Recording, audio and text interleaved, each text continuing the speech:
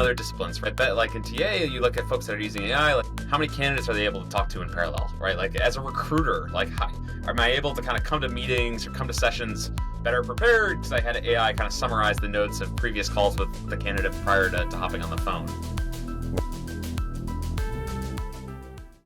Welcome to the Human Capitalist Podcast. I am your host, Trent Cotton. In this podcast, we will answer one big question.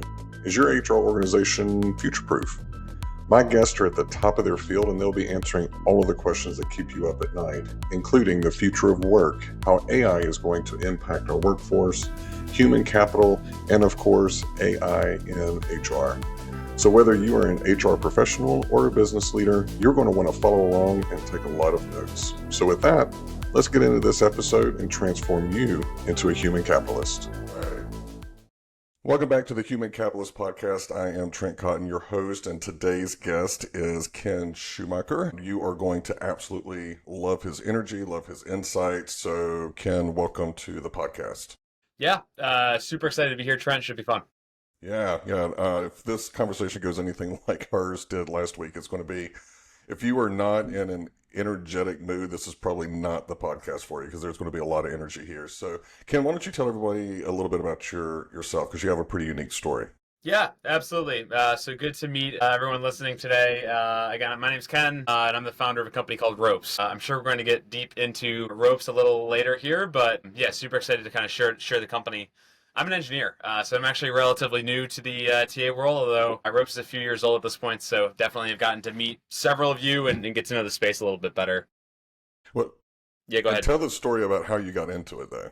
Yeah, I love 100%. the story. So again, it's funny. Like if you told me 3 years, 4 years ago that I was going to be in TA, I probably would have laughed. But I've always been obsessed with kind of these sorts of games, and I went to Penn. I was a dual degree, so I was studying engineering and business, but I was always an engineer by trade, and I worked at a startup called Retool out of college. I was just kind of like your typical engineer. All of the whole sort of AI waves of ChatGPT launched in November of 2022.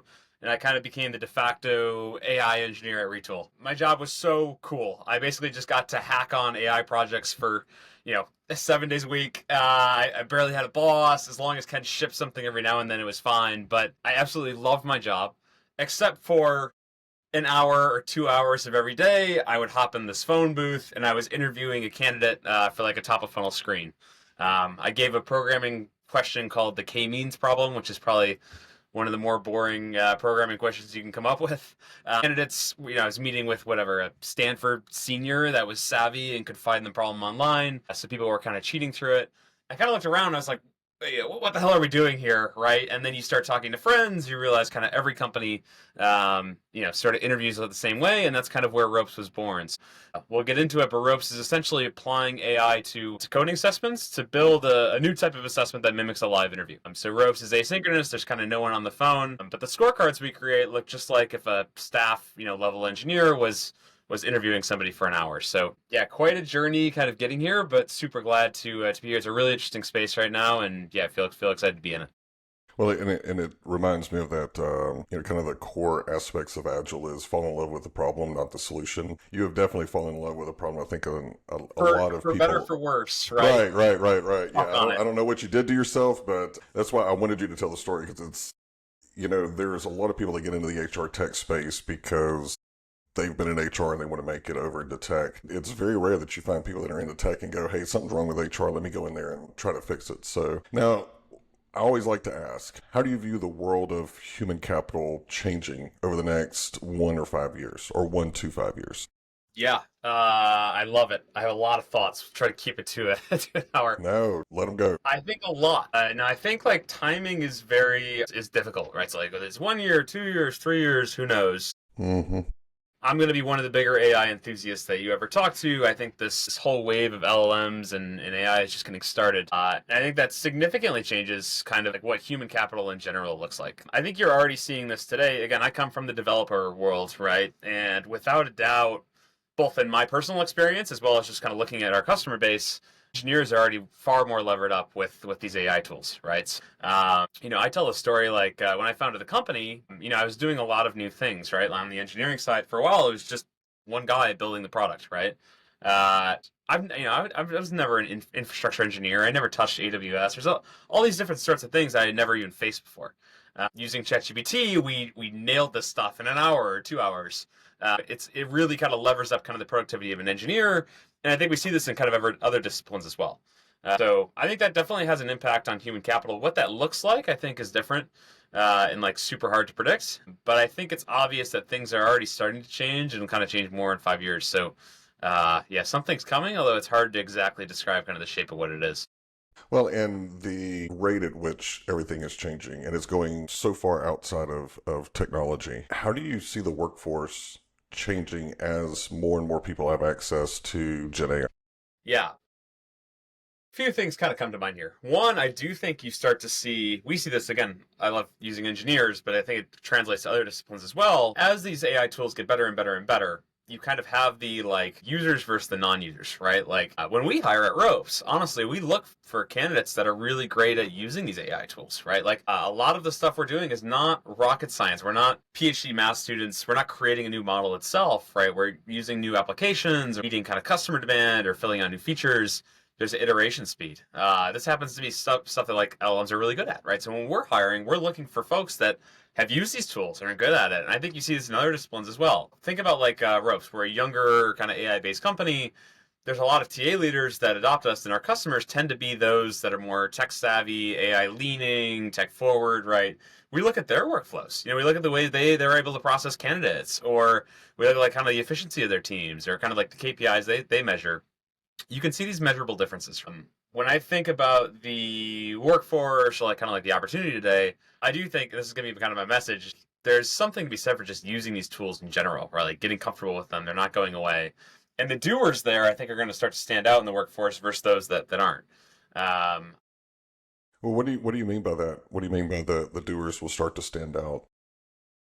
Again, I like to use engineering, right? Like there's GitHub had really nice research on this that said folks they have this GitHub Copilot, right? So GitHub Copilot, essentially you're writing code. It kind of is like writing. It's like a very smart autocomplete, right? So it can kind of see what you're doing and it'll kind of tab out the next few lines for you.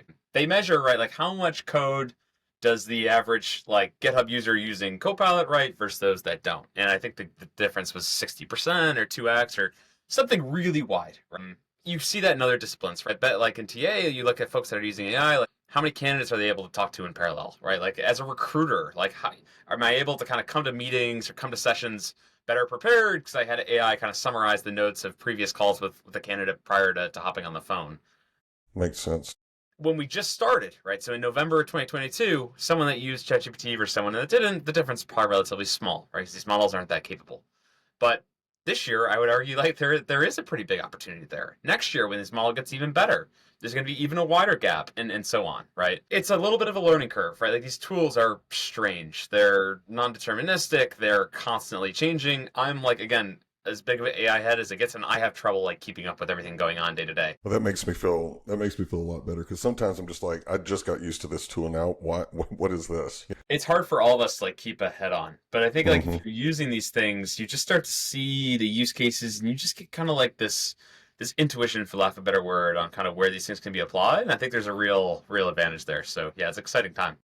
No, it definitely is. And I had another guest that said that just to remember that AI right now is the stupidest and the most expensive it will be going forward. Exactly. Exactly. It's kind of mind-boggling to think. What did you say? November 2022. I think I started using like ChatGPT and kind of tiptoeing into it early 2023. And now you would have to take my little AI tools. I've got in Chrome you can package different tabs together with a theme. Like work or reading. Or I've got one that's AI tools. And as I sit here and I look through, there's 7 tabs that are open, and you would have to take them out of my cold dead hand because I use each one of them for different things. Yes. One for research, one for writing, one for analysis. So, as we look at, just the last, year and how much AI has come into the workforce, do you think that there's going to be new positions like we have in like new roles that we cannot even conceive of today that will have to be created in order to meet the demand of the changing workforce? 1,000%. Okay. 1,000%. So again, I think there's kind of like Man, I have a lot of thoughts here. I'll try to parse them. Bring it. So I think there's and this probably goes back to your kind of 1 year, 5 year question. There's kind of a short-term, long-term view on AI and TA, how AI is going to impact the workforce, all that stuff. And again, I think like I have low confidence on like the shape of this stuff just because it's weird. Like I like to look at historical precedent. There's never been something like quite like what's No. coming to. So it's hard to project, right? When I think about it, I think today you're in the short term. So today, maybe you see like a changing in positions or that sort of thing. But you're not seeing a new AI recruiter role that looks a whole lot different than what we're using today, right? These are mostly tools that are aiding our workflows.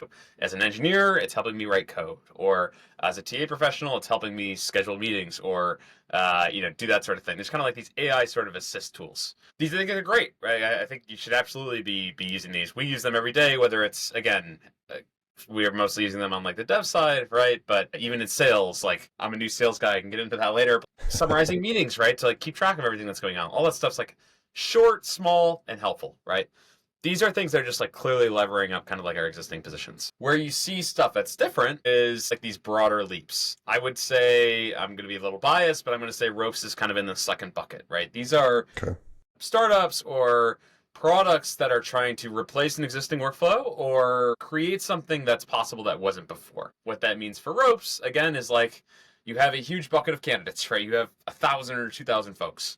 Today, there's just no way to look at every single one of them and identify their exact skills. Sure, you can send them a multiple choice test or you can give them some take-home assignment, but at that, you're looking at the end state. It's a very kind of rough approximation for a developer skill versus if you have, whatever, one of our engineers sit on a live call, they can tell you this person's good in these ways, they had great debugging abilities, kind of all that stuff. So what Ropes is trying to do... But even there, I'm sorry to interrupt you, but even please. there, you've got this huge human bias there because I may get along with you because I like your energy. So right. Everything that you do, I'm going to go, oh, that's great. Oh, he was just moving too fast. Like I'll make excuses because I know, we see it on both sides. We see it on the acquisition side, but we also see it on the promotion side. Some managers want to promote certain people quicker ahead of their ability because they see aptitude, because they can see something in themselves. And I think that's where AI is really going to level the playing field in a good way. Yeah. Right. Trust me, I don't try to be biased, but I have a coffee and all of a sudden I'm ready to rock or vice versa, right? Right. It's a imperfect and expensive system, right? And by the way, go ask any one of these great engineers, are you super excited to go hop on a call and give a Java problem for the 400th time? The answer is no, right? So that's kind of where I put Ropes in the second bucket, where it's like we're trying to do something pretty ambitious, which is give those engineers their time back, so whatever, save the company money, help them vet more, we're a business, right? And we're trying to kind of make an ROI on that. But at the same time, for that 2000th candidate, that was going to originally be kind of thrown away because they didn't go to XYZ school or work at Google. Now they have a real fair shot to kind of be taken advantage of, or have an opportunity for that role. So anyway, going back to my kind of original point, there's kind of these two buckets, right? There's like the AI sort of assist where I think you have kind of existing roles and that sort of thing. But then you have kind of the second bucket of like replacing workflows, or where you get into like agentic behavior. That's where you're going to see a shift in role. As an engineer, my job requirement might not be to hop on a phone booth and hop into an interview every day, right? But that's a change that most people are kind of going to welcome. So I do think there will be changes, but my optimistic view is I think a lot of them will kind of help people be more successful or enjoy their jobs more, versus vice versa. So you used a term, and I hear it all the time. I work for a tech company, so there's a lot of things that I hear and I'll go, okay, what is that? But I'm thinking of the average listener who's working in HR, has no connection to technology. You use the word agentic. Can you explain what that means to an HR person who has no tech knowledge?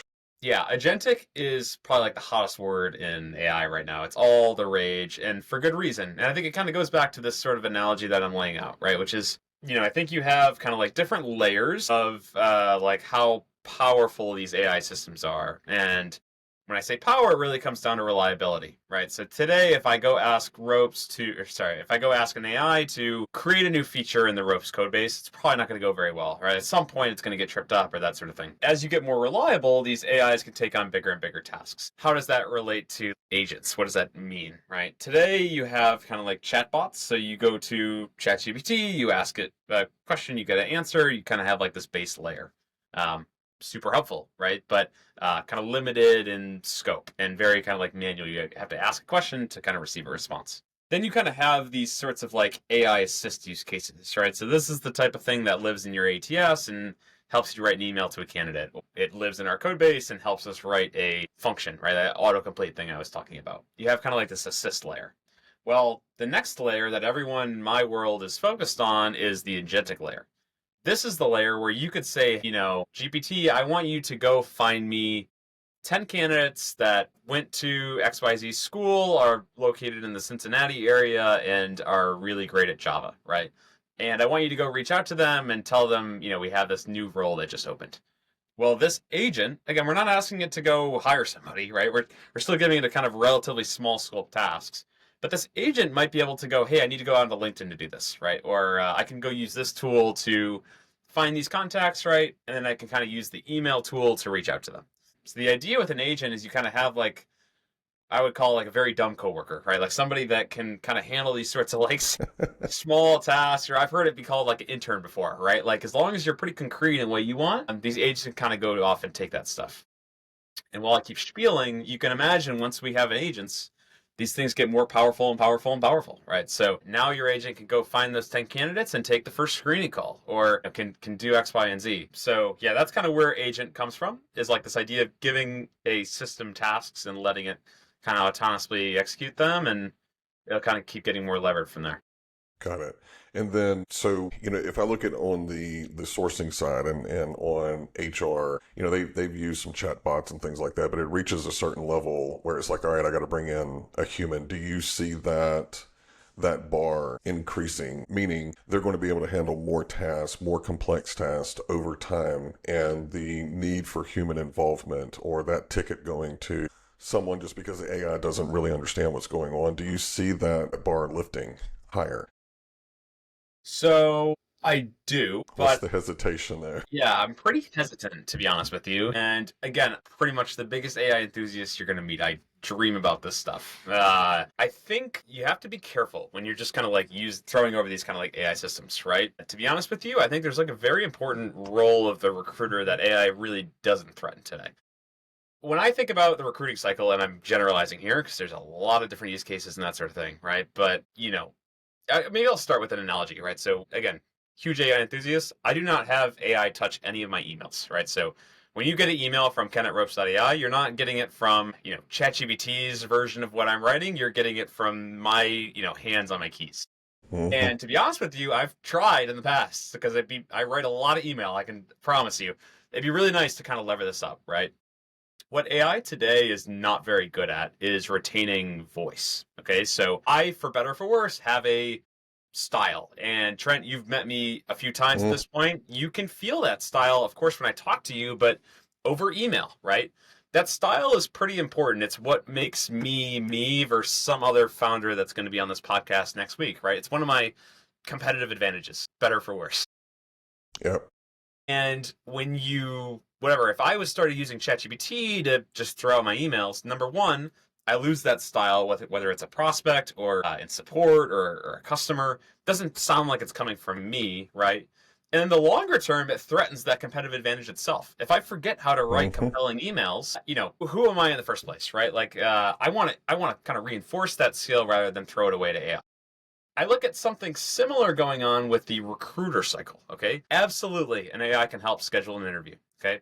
I would argue, absolutely, an AI can vet, is this a good engineer, is this not? This is like a hard technical skill. There's no kind of guessing. There's a right answer and a wrong, or there's a set of right answers, I should say, and kind of a set of wrong answers. And by the way, a lot of candidates, when it comes down to just tech skills, they'd prefer to just work on their own versus have some recruiter or even kind of an engineer try to guess if they're proficient or not, right? Right. Where we can't do that, in my opinion, is this candidate excited about the job? Are they a good culture fit with the company, right? Are they engaged? Are they excited, right? These are the types of things that you can't bring over to an AI system, in my opinion, today. For the same reason, I can't just throw over my email to an LLM. There's some nuance there, right? So going back to your question, like, do I think LLMs are taking over more of kind of like the recruiting space? Like, absolutely. I think there's definitely like these sort of like menial tasks that get abstracted, but I also think there's like kind of these very precious or important tasks that are human to human, whether it's me and you talking on a call or writing an email or kind of what have you. Those I think are much less threatened. So, yeah, that's kind of like my hesitation. I get a little, I don't know, I don't really love the idea of like a AI system telling me if I'm motivated for a job or not and that sort of thing. And I hope we keep that part of things human. And I think if we are smart about abstracting away or automating the more menial tasks, there'll be more time for our recruiters to kind of focus on that human to human aspect. Well, on the HR side, I'm waiting for us to get to that stage where it's Minority Report, so I don't have to try to listen to both sides of the story to figure out who's telling the truth. I just have a little AI that goes, this one's lying, this one's telling the truth. It's going to make my life so much easier. Oh, Lord. So, you've kind of skirted around, but, one of the big things, especially in HR, because we are dealing with people's private information, their performance, their livelihood, their ability to provide for themselves and their loved ones. How would you advise companies who are thinking of implementing AI to do it the right way? You just said something, and I had another guest, JT O'Donnell, who said that, a lot of companies, they just throw AI in the process and forget about it. And it causes more issues, and it kills your employee experience. It kills your candidate experience. If you were advising a company who's going to implement it in HR, what are the guardrails that you would suggest? Yeah, I think you absolutely want to be smart because remember these systems are kind of a wild animal in some ways. Like they do all sorts of like different stuff. So you want to be smart about where you kind of apply it. It's kind of like embedded in your question, right? I'm a fan of embedding things in like your start risk free, right? Start using ChatGPT to answer your menial questions, right?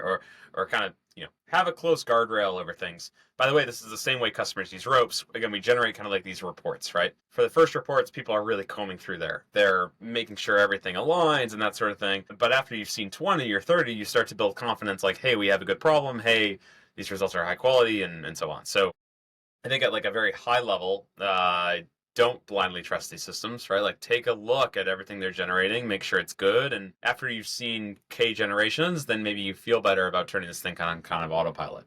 Um, B, absolutely kind of like be thoughtful. A lot of times our customers kind of come to us and they say, hey, we want to do this, right? Like the use case is fairly obvious. A lot of times when we're having like that ROI discussion, it's like pretty clear. If we're successful here, like we know we're going to find an ROI in the business. Often they come to us as a partner. They say like, you've done this now hundreds of times, right? Like we know this is like a sensitive topic. How can you help us kind of lead that implementation? Your vendors or partners or what have you have the benefit of doing this a lot, right? It's their full-time job. Yeah, I guess my high-level answers are A, don't just blindly trust these systems, right? Like be involved, take a look at the results. For better or for worse, even if you're not writing the output or what it's yours, right? Like you own that. So take ownership on it, right? And B, don't feel like you've got to explore this thing alone. To your point, Trent, like the stuff changes every day. It's extremely hard to like keep a nose on. And kind of we're all on the same page here, right? So lean on your partners to kind of take the lead or help you kind of see the right strategies because their full-time jobs are to manage this stuff. No, and I was talking to a CHRO last week about this very topic, and I told them, you've got to manage that AI agent just like you would an employee. You inspect what you expect. You audit that. You make sure that it's being compliant. Exactly. If it's not, then you discipline it and retrain it and then send it back on its way. I think that, I think not having that, that's where HR is really just going to step in a big old pile of it if they don't manage it correctly. So thank you for that. I know that's a question I get a lot. I'm happy that someone who is actually on the technical side can answer that with a lot more fervor than me. So, in your opinion, what are the skills that HR professionals should start working on today to kind of live in this new AI collaborative world that you've been speaking about? Yeah, it's a great question. I think like the good news is like it's not rocket science. One piece of advice I have is like don't get lost in the buzzwords. Okay, like this stuff is all so new, and I can throw out LLMs, hallucinations, temperature, agentic behavior. Yeah, I can use all the buzzwords that I want, right? But when we have like a joke, like when we're on calls, we try not to use the word AI. Like we aren't talking about like these models or what have you. All that matters is like the results, right? All that matters is your engineer got an hour back, or you pay $150 an hour today to contract out an interview, and now you don't, right? Like it's really about outcomes. It's not about like whether you use AI or don't use AI or that sort of thing.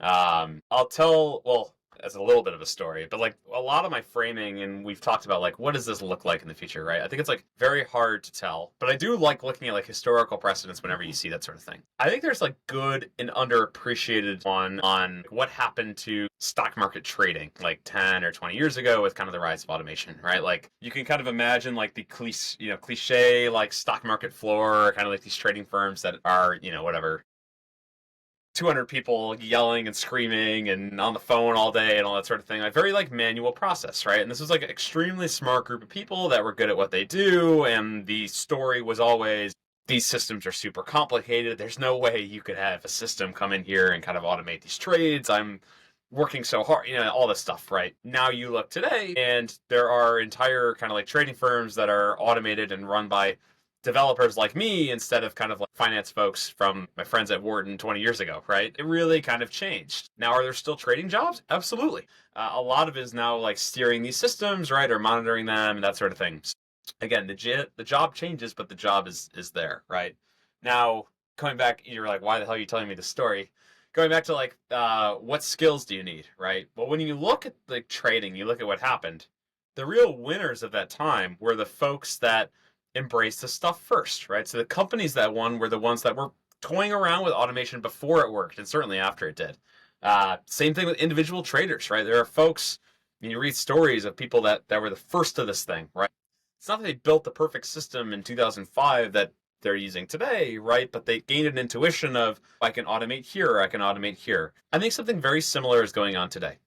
You don't have to be super calculated on, we should use this vendor or this tool, and this is my bet until 2028. I take the opposite approach, which is just experiment. Use these things. Whenever you have like a question that you don't know, instead of Google searching it, go type it into Perplexity or, Perplexity is fantastic. AI search tool, right? Or whenever you're on a walk and you're curious about like a building or you have some random question, which I have most days, type that in ChatGPT, get your answer. But when you are like about to hop on a call, maybe take your meeting notes and plug it into an LLM, see what comes out.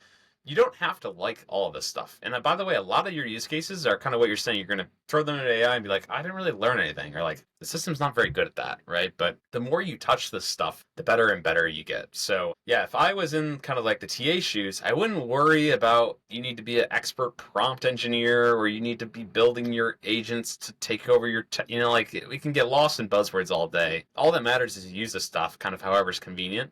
And I think as these systems get better and better, if you've been using them for a while, you'll be in a really good place to kind of take advantage. Advice. So let's talk a little bit about what you are building. You already led the call with the problem that you were trying to solve, and I've seen the product. It's very thorough. I still cannot get over how thorough it was, but can you just kind of give a very brief overview of your product and kind of what you're building out?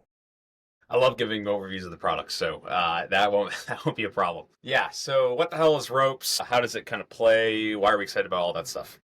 First, again, we've harped on the problem, but I do think it's worth mentioning that just like interviewing is kind of broken on both sides, right? For the evaluators, this comes out in your KPIs. It comes out in time to fill. It comes out often in costs. If you're you're a staffing firm, you're paying somebody today to look at these candidates, or we can look at kind of like the cost of an underqualified hire, right? Like whether you're an in-house team and that person kind of like taints your engineering sprint, or again, you're a staffing firm, you literally lose revenue, right? Like these underqualified hires. Hurts.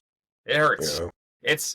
It's gigantic, right? And the cool but sad thing is I think for a long time it's kind of just like an accepted kind of modal of the industry, which is like not every hire is going to be perfect. Yeah, I'm not saying necessarily that everyone that pops out of ropes is going to be great, right? But really what we're trying to provide is a tool that's asynchronous, that's candidate friendly, right? So we track candidate feedback really closely. I can go into that in a second. We're trying to provide this asynchronous tool that can give you with high accuracy, who is Ken, what is he good at, right? And where does he kind of struggle? And by the way, that's a little more complex than just like Ken's a great developer or Ken's a poor developer, right? Ken might be good in these areas, or he might be better for these types of roles. The goal is to kind of assess that asynchronously, so to be the best, highest signal platform for employers, right? But also to be the best platform for candidates.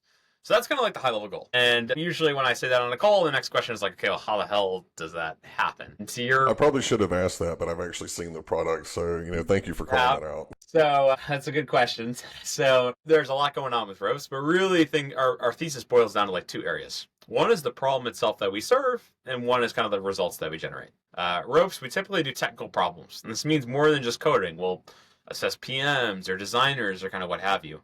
A lot of the work they're doing together, whether it's a live interview or some sort of take home, is general. You're being served, React problem 3,239. And really we see like two problems with that problem. One, candidates hate it. They hate taking 3,239, right? I'm a busy guy, okay? I'm, whatever, staff level. I have a lot of pride, as I should, because I'm a great developer. I'm not here to take kind of like homework problems and kind of waste time out of my day for something that doesn't matter, right? So one, they kind of piss off candidates. Two, they're posted widely online. And for better or for worse, candidates are pretty good at finding these problems or cheating, as they should be. This is a high leverage. You're trying to get a 6-figure job, right? Like, Right. Yeah. candidates There's are a going lot to at take. stake. Yeah, they're always going to take it. We almost like to a fault don't blame candidates. Like candidates are going to do what candidates do, because I did it back in the day when I was looking for jobs as well, right? There it is. So probably should be saying that on a podcast, but whatever. So It's out there now. it is. Again, the goal with ropes, what we do is we take in a client use case. We'll take in a JD, or we'll take in a role, or we're taking kind of like a set of requirements. And what we'll do is we'll generate kind of a custom problem unique to that, right? So Trent, if you're looking for a Java engineer for a client that works in finance, and they're going to be working on a Java-based system with whatever, these specific packages being used, ropes will generate a use case of, hey, you're helping us work on our back-end fraud system for this financial bank. You're going to be working these packages. You can think of it as kind of like a mini challenge that reflects your code base or whatever task the employee is actually going to be working on. Again, this does two things. One, for the candidate, it's actually interesting, right? Instead of just being tested on, do I know what React is? I'm being tested on, hey, here's a step into our code base. See if you like it. See if you find these, technologies interesting. It's just a hell of a lot more relevant, right? B, for your client, right, or for your engineering team, it's a hell of a lot more trustable to see, hey, this candidate actually wrote code on stuff they're going to do on day one versus this candidate just kind of recognizes general technology. So yeah, the keys of ropes are creating kind of this custom challenge that's unique to the role, and then we evaluate it like an engineer. So we don't just give you Ken pass 6 out of 6 test cases. A lot of kind of like the signal or like the value or the read that you get on an engineer comes out in how they solve problems, right? So Ken was super confident when he knew what he was doing, or Ken got in there and tested a bunch of stuff, right? Like the path is important. So ropes is all about kind of that custom challenge, and then kind of writing these scorecards that tell you, did Ken get the problem right, and how the hell did he solve it? And as you're talking through that, being able to say how did they solve it is where I don't think a lot of people do that in the interview effectively. Let's put it that way. Some do, some don't do it effectively. Do you think that would actually open up? It would increase diversity, because if someone is solving the problem but they solve it differently, maybe a standardized test like I'm not going to call any vendors out, but like some of the standard is pass or fail. There's nothing in between.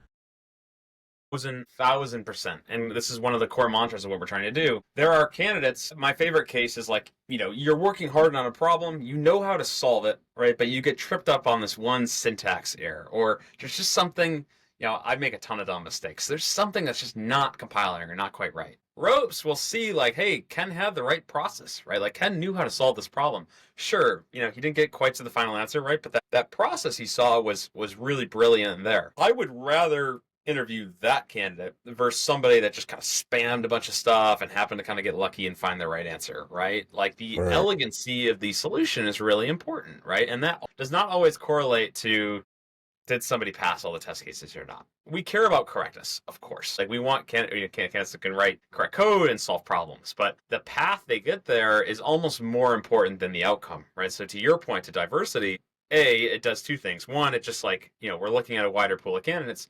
Imagine yourself being a candidate, right? Like now I know, hey, I don't need to come in here and in 35 minutes ace every single question, right? I just need to show that I have kind of like the right frame of thinking. We Yeah. find it takes a lot of pressure off of them, right? And that's why we get such great feedback from candidates is like, hey, it's a new type of way to be assessed. I like that aspect, and it's very counterintuitive to what you're hearing about leveraging AI in the human space, the human capital space. Is this the bias? It's going to decrease diversity. You're now the third guest that has talked about the fact that it's going to increase diversity in hiring. I never thought about it from the widened candidate pool, but yeah, that's pretty Well, yeah, we interesting. haven't even really harped on that, right? Which is Yeah. like today, again, when I was at Retool, we pretty much feel it on resume. Retool was like a very hot brand in the Valley, and we had the whatever the blessing of being able to recruit from Penn and Stanford and Google and kind of these hot companies. I guarantee you, there are great engineers that did not go to those companies, the companies or schools or what have you, that are equally great, if not better. And I don't think Retool is in a box or any company is in a box saying, we don't want to take a look at these candidates, right, for whatever reasons. We only have a limited number of slots, right? When you increase the number of slots that are available by taking this asynchronous but keeping the accuracy high, now you can look at everybody, right? And this is like such a cool thing. Again, we're a business, so we like to make money, but you like the cool stories that come out of this. And part of it is folks that would not even get an interview, right, that are being hired by our customers because they took a ropes test and by the way, they freaking crushed it. Yeah. It's a huge, huge thing. And to your point, I think a lot of people think of AI, it's like, and there's reasons too. That's why we kind of talked about like recruiters and kind of the important role they play. But on the vetting side, absolutely. You open up the funnel, you give everybody a fair shot. It's better for the employer because they find a better candidate at the end, and it's better for the candidate themselves because everyone kind of gets a fair shake. I love that. That's a little bit of a mind shift for me, so my brain hurts a little bit. I'm gonna have to, It's worth but it. I like the idea because everything that you're hearing is AI is bad for candidate experience, it's bad for diversity, it's bad for bias, and the more and more people that I talk to who are actually in the space, who actually know what they're talking about, are saying something absolutely counter to that. So it's just interesting. Yeah, I've got a battle going on in my brain, so I will resolve that a little bit later. So what are the long-term goals for ropes and what keeps you so excited about this space? Yeah, I think it's kind of exactly what you're talking about, right? Like, I think there is I was honestly like a perfect segue. Like, again, I think a lot of the whatever recruiting cycle today revolves around where you've been and what you've worked on, right? Or where you went to school, and it's a necessary evil. I don't think anyone prefers that method, right? But it's just a scale problem where it's really easy to apply to these companies, and there's only a limited number of slots that we can look at. I imagine like a world where if we can assess folks with a high amount of accuracy, right, which I think is where ropes is today, and we're just keep expanding it on that curve. Uh, the world moves from a place where you're not valued on where you went to school or where you've worked, but what you can do. And I think that's so refreshing again for both sides. One, you just get a better set of hires, right? Like you get people that are motivated for the job, that have the specific skills you're looking for. And we see it today in the data. Hiring those engineers or placing those engineers with your client clearly has a positive ROI, but it's for the candidates, right? It's for the candidates that are really hardworking, really went to school, but didn't have the same opportunity. They didn't go to Penn. They weren't alongside me, right? There's no fundamental reason why that person should get less of a look than anybody else, and vice versa. I think sometimes that's actually the better person to hire. So, kind of the long-term vision here is moving from where you went to school and what you've done into what you can do. And I think kind of the key to unlock that is exactly what we're seeing now, which is using these systems to be able to vet or just kind of like assess a candidate with high accuracy in a way that's fair, in a way that's just and unbiased, but yeah, one that works. And I think when we start rolling that out in scale and we have this conversation in 2026, 2027, the world will look really different. And I think that'll be great for both sides, to be honest. I agree with you. And just interestingly enough, you're focused on the how employees enter the company. I think there's a huge use case for your product as Promotions. well to use for promotion. Thousand. There's so many times where people go, well, I've been doing this for 8 years, so I should be at this level. And I know people that I've managed, there are people that have been doing something for 2 years that would run circles around someone that's been doing it for 10 or 15 because they think about it differently. They're more adaptable. They have intellectual curiosity. So do you foresee that maybe, some of your clients might not only be using this to bring candidates in, but also to promote some of their employees? Yeah, good news. I don't even foresee it. I just get to see it today. So like that's a Awesome. great. I harp on kind of the top funnel use case, and that's most common where reps is used. Yeah, we see it internally. To exactly your point, whether it's a promotion, right? It's unbiased. Right? It's a beautiful sort of outcome. I can speak to I think one of the, as a founder, I think like one of the cooler parts of this is like you build a product, right? And you sell it, but you start seeing it used in ways that you could never imagined. One of those was a company, I won't name them, but they opened up like a new internal role and they had a lot of trouble filling it. Folks were just kind of wary. I believe it was actually like one of those more like levered sort of AI positions.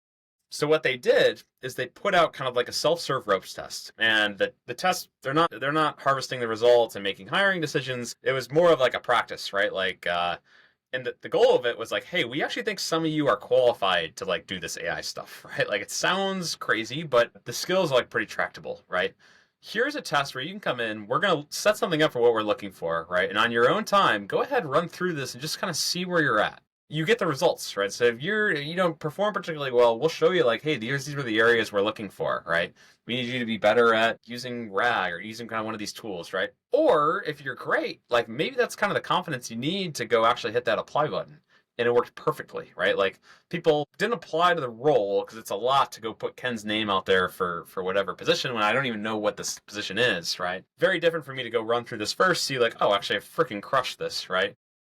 And once they threw up a ropes test, I think they filled that role in like the next month or something crazy like Oh, that. wow. So, really cool. That's a great use case. That's one of my favorites, but there's so much like weird stuff like that. And it's honestly, it's a whatever. It's like one of those things where you get sappy at the end of the year and you reflect on where we were in January to now.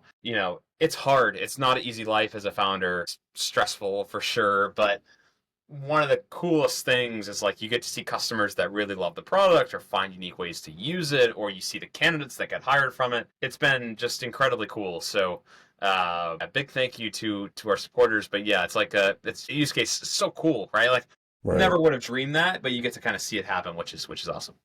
Well, and the other thing that I was thinking as you were kind of going through that use case is a lot of companies use the 9 box, so that way you can figure out who your hypos are. How Yep. cool would it be to be able to layer on top of that, here are the skills that they're actually good at. So you need someone who is senior in React, maybe a mid in Python, and then all these other things. Again, the human bias, the managers kind of go through and say, well, this person needs to be promoted. It'd be so neat for me as a human capitalist consultant to be able to say, well, let's look. You've actually got these people over here that have got the skill sets, that have got the core competencies, soft skill wise, or as Jason Putnam says, durable skills, which I need to start using that. Why don't we give them a shot for it? And then having your test be able to come in and validate that, I think that to me is going to be the leveling that we've needed in organizations for a while. So I can't wait to see all of that. So as you get those stories, just ping them over to me. I want to hear how people are using it internally, because I think that's a fantastic use case. So are you ready for some rapid fire? Ready as I'll be. Shoot at me. Let's go. All right. Book that changed your perspective on HR or business. Book. Okay, I've got. Well, I was gonna say a boring one. It is not a boring one at all. But I'm an I was engineer. gonna say you don't lead with something that changed your life with something that's boring. No, I'll tell you why I use that word. But so the book I'll recommend is Founding Sales, and I forget it's Peter K. something. Okay.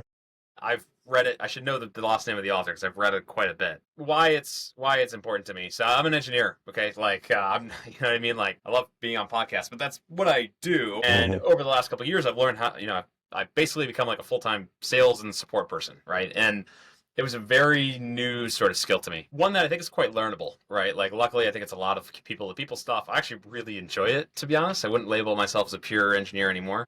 But a lot of the the first thing I did is like, okay, what the hell is sales? Let's go read a bunch of books. And they're all kind of like in the clouds, like you should be doing X, Y, and Z. This book was extremely just tractable on here's what sales is, here's what you need to do, here's the actual steps you need to take, and it completely changed a lot of my thinking on that stuff. Nice. For any future founders or anyone just like interested in sales, Founding Sales is the book. Pretty sure it's free online, which is awesome. Yeah, take a look. Awesome. All right. What about you're a founder, so I feel kind of bad asking this. I don't think you have a lot of time, but do you have a favorite podcast or series that you just subscribe to? I go to the Human Capitalist podcast. Oh, you're so I will be honest, I don't listen to a ton of podcasts. Yeah. I have a 20-minute walk to work every morning, and I just kind of get in your zone.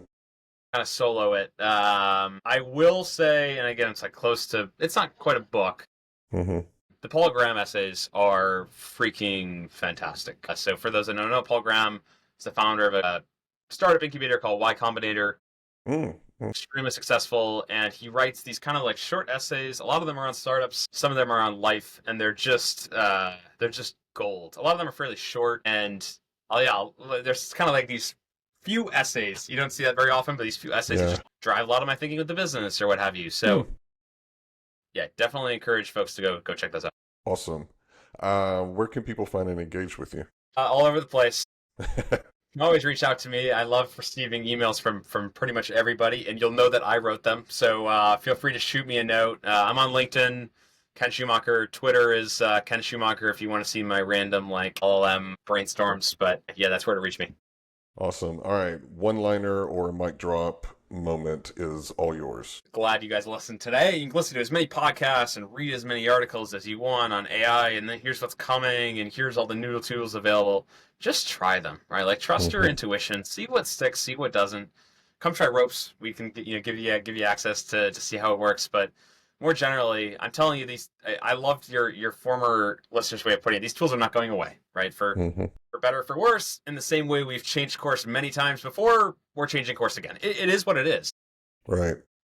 It's worth getting your hands on this stuff, whether it's the smallest thing, whether you're shooting an LLM a question every day, or you're trying out kind of like these new, more ambitious products. Yeah, trust yourself. Don't trust another opinion. Just come in and see how this stuff works. I promise you, it's not crazy complicated or difficult. The learning curve is surprisingly small. And the stuff's cool. Addictive too. It's addictive. It's addictive. So, especially if you've got a brain that likes to pull the thread or chase the rabbit. I mean, I've lost hours before going, well, what does this mean?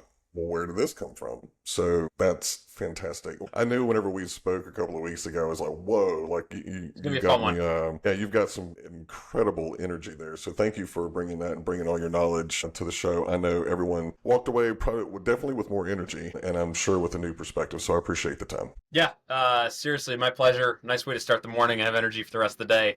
Same.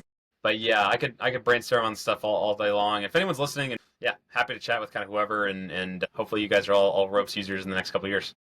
Love it. Well, you can damn well bet that I am going to be reaching out to you as things change, and just you're in that new little inner circle. I've got about 5 or 6 people that I go, what is this? Like, how do you think this is going to change stuff? So you are now those people. You're now on that email list that I call it my brain trust, my AI brain trust. So I appreciate your time today. Thanks. Yeah, seriously. Thanks, Trent. Have a great one. All right. And that is a wrap on another episode of The Human Capitalist. Thank you so much for choosing to tune in and invest your time with me today. I hope that you walked away with some valuable insights and actionable strategies that you can maximize your greatest asset, and that's you. But hey, before you go, don't forget to hit like and subscribe so that way you can stay in the know. The Human Capitalist movement begins with you. If you have some feedback, feel free to leave it. I'll read every comment. I want to make sure that the content that I am delivering is what you want to hear. If you want to connect further, you can find me at my link down below. I'd love to hear from you and continue this awesome conversation. Well, this is Trent Cotton, your human capitalist, and I'm going to sign off. But remember, invest in yourself, own your potential, and keep building your human capital.